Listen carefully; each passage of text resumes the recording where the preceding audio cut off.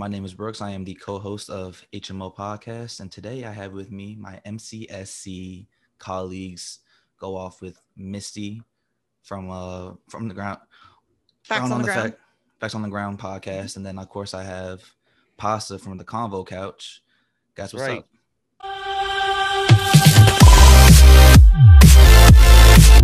This one would be even better, guys, because today we're talking about the SEC, college football realignment, and just all the crazy things that are going on with the NCAA.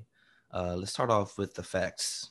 So, Kansas, or not Kansas, Texas and Oklahoma, they decided out of the blue almost that they wanted to get out of their Big 12 agreement. They decided 2025, we're not going to re-sign our media deal, and we want to go to the SEC.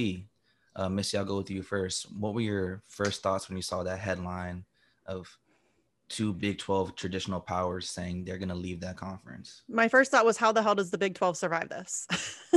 Because that's really their two marquee teams. And if both of them leave and head to the SEC, I don't know how the Big 12 can survive it. And my second thought was ESPN's got something to do with this. So, and it seems like ESPN did have something to do with it Yeah. because they're getting a cease and desist letter.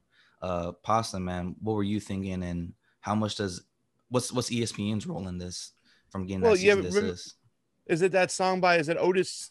Uh, uh, what's Otis's name? Otis Redding? Thank you so much. Is that song? It's been a long No, time that's Sam coming. Cooke. That's Sam Cooke. Yeah, that's Sam Cooke. That's Sam Cooke. Okay, well, Sam's saying it right, and this has been coming for a little while. You know, this is a battle of the old school people, some of these old school dinosaurs who love the history of college football, who want to play in a stadium that was built in 1722. You know what I'm saying, and keep the tradition and keep the playoffs out. I used to ask my father growing up. I said, Dad, how come there's a tournament, a playoff in basketball, and even in baseball they have a little playoff system, but not in football? And he used to tell me it's because the dinosaurs and the tradition, they want to keep their way.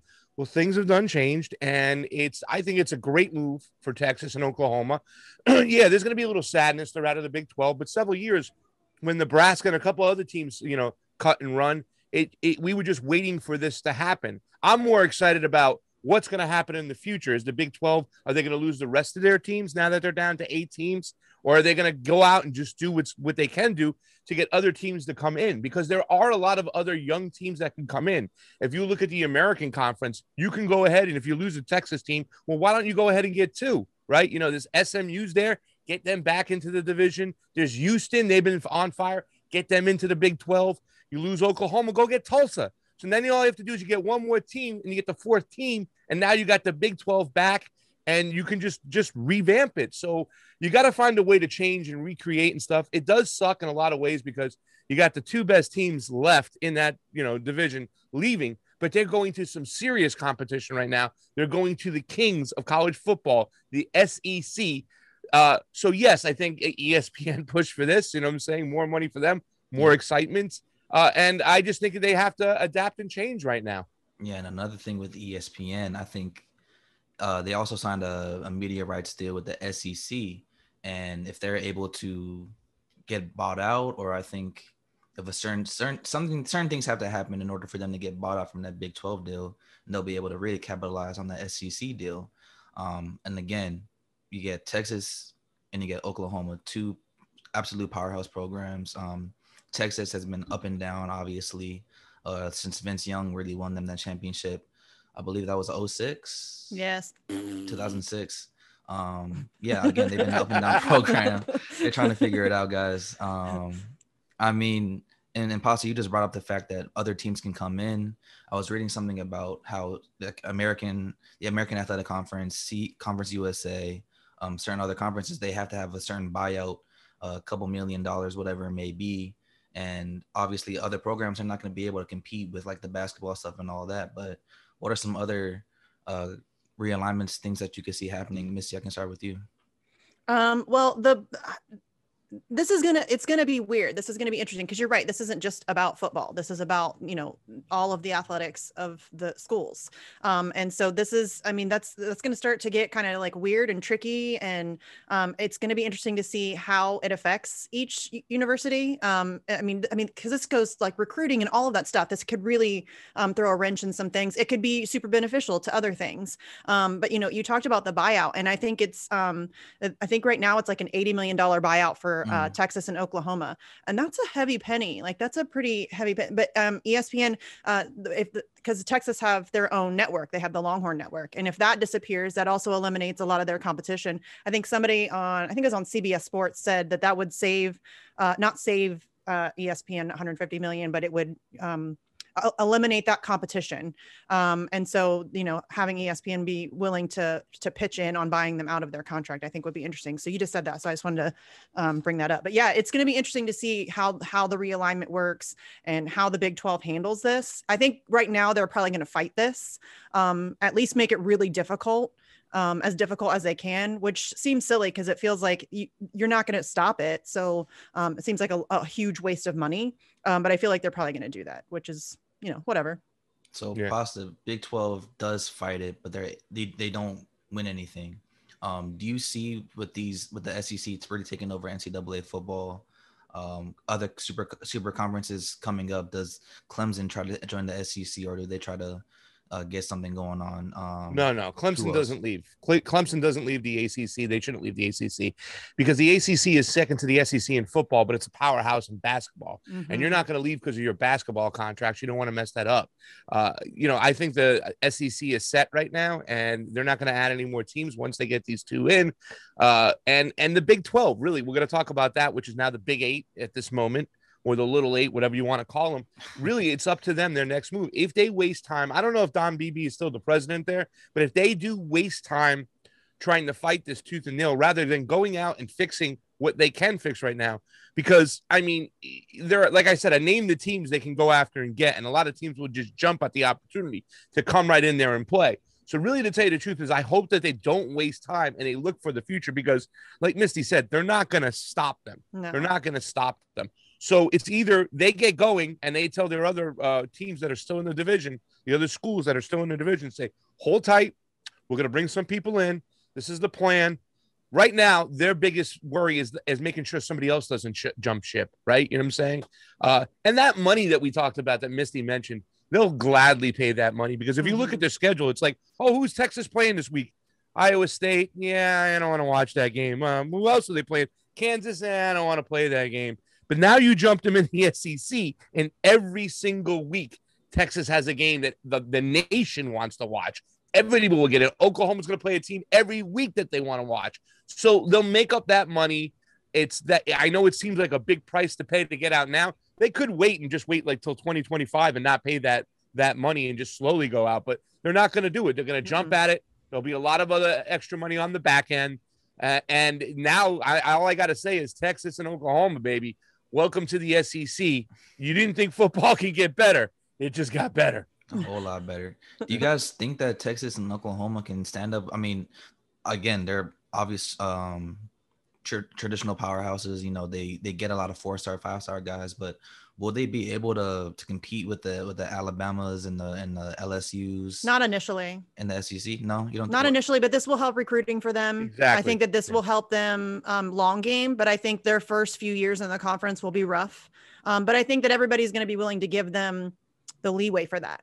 I think that everybody's going to be willing to be patient and watch them develop their recruiting system and stuff like that. Now being in the SEC, because that really, any athlete, I'm going to go play for an SEC team. I'm going to be, you're featured every week on the network.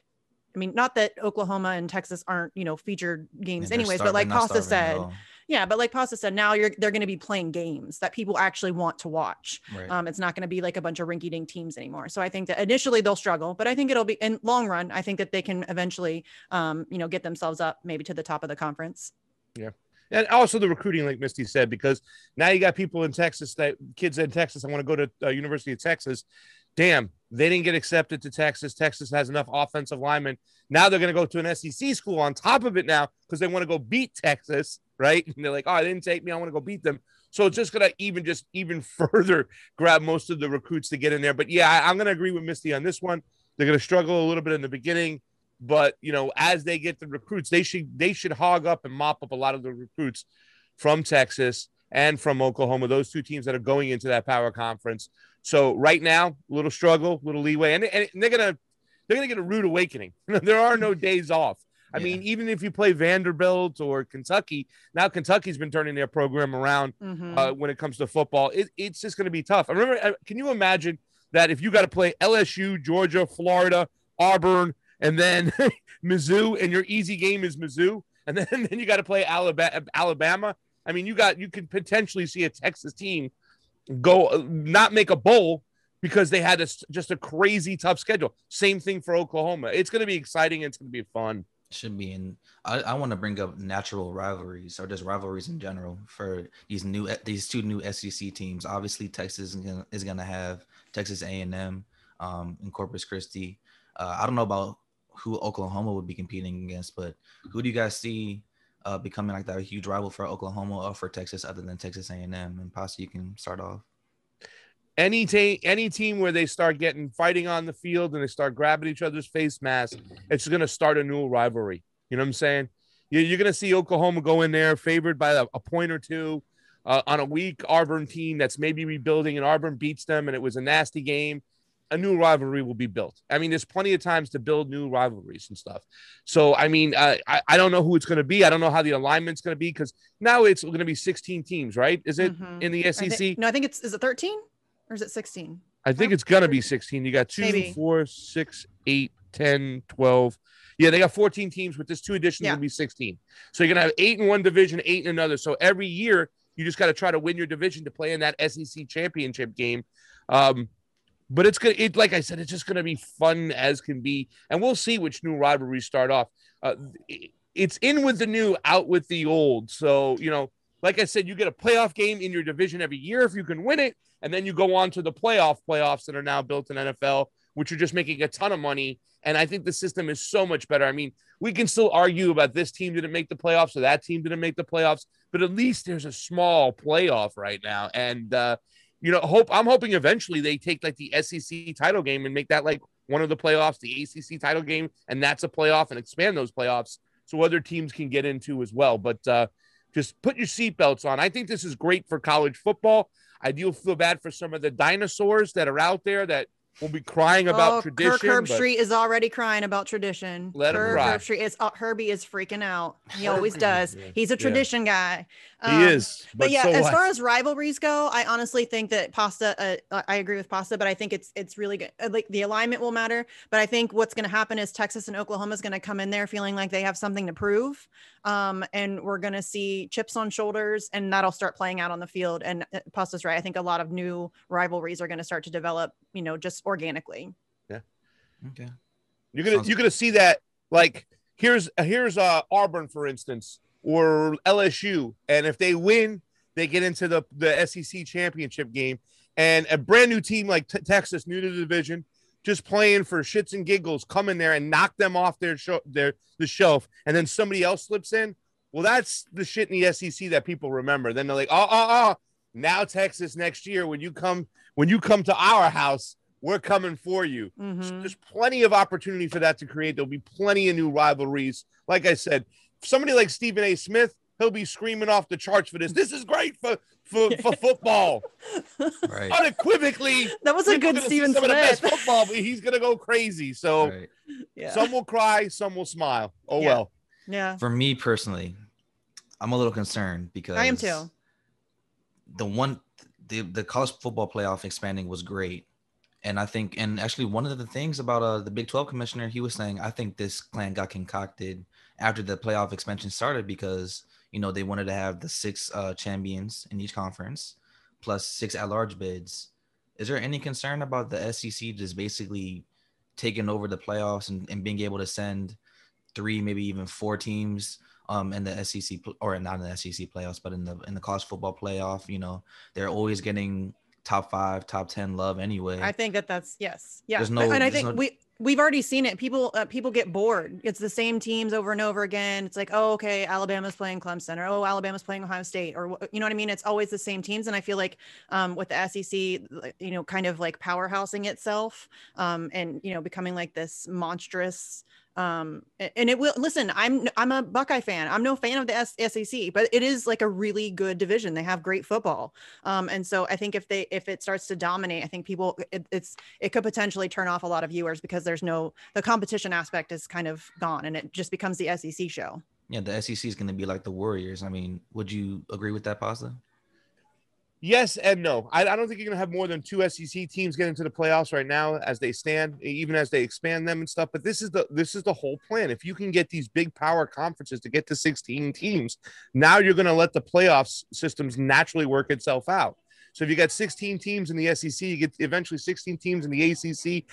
You find a way to combine the Big 12 with these other teams, 16 teams in the Pac-10. Now you got 4 power divisions, right, that are now going to be able to work itself out to create 4 playoff teams. That's the problem with a lot of these other divisions. They're too small. They don't play enough competition. And how do you justify putting in a UCF into the playoffs when they were undefeated, right?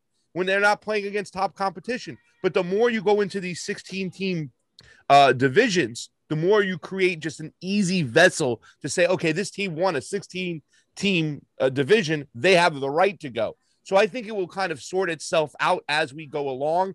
And it's better to have these big divisions, because the SEC title game is going to work itself out. Whoever wins that SEC title game is going to go. You know what I'm saying?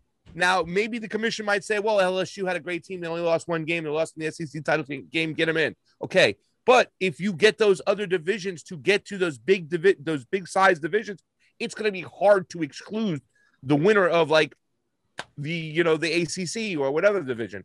And I understand the whole, like, it's kind of getting bored, but the more we do this, the more it will change. You know what I'm saying? Clemson was not on the map for years growing up. You know, as a Hurricane fan, you know what I'm saying? We know what it's like. We dominated that situation, and we would always have Hurricanes, they didn't play this team. Oh, they got to do this and that. And we were willing to play anybody at all, anytime. Remember when Washington got half of the championship with us? You're probably too young for this, but I remember this. Steve Ettman in the University of Washington, because they had to play in the Big Ten contract and go play in the Rose Bowl and play the winner of the Big Ten Pac-10. Well, that shit ain't happening anymore when you have this type of system. So we'll never get that argument anymore. So I think it's going to work itself out in the future. Yeah, and that's the great thing about it too, is the fact that we don't have to worry about BCS bullshit anymore. It's pretty clear lines going on here. Yeah, I agree. I think that the playoffs, I think that Pasta's right. The playoff system, they still need to be mindful. Like, they still need to pay attention and make sure it doesn't get to the point where, it is just like the SEC and then everybody else, because that people will get bored and they'll walk away from the sport. So, I mean, they still need to be very smart about what they're doing and how they align everybody else and how they get everything worked out. So, I mean, there's potential for it to go really bad, and there's potential for it to save college football, you know? My guy or gal, thanks for watching this video. Don't forget to like, subscribe, comment, hit the notification bell, and share this video for the latest on sports, progressive politics, and pop culture.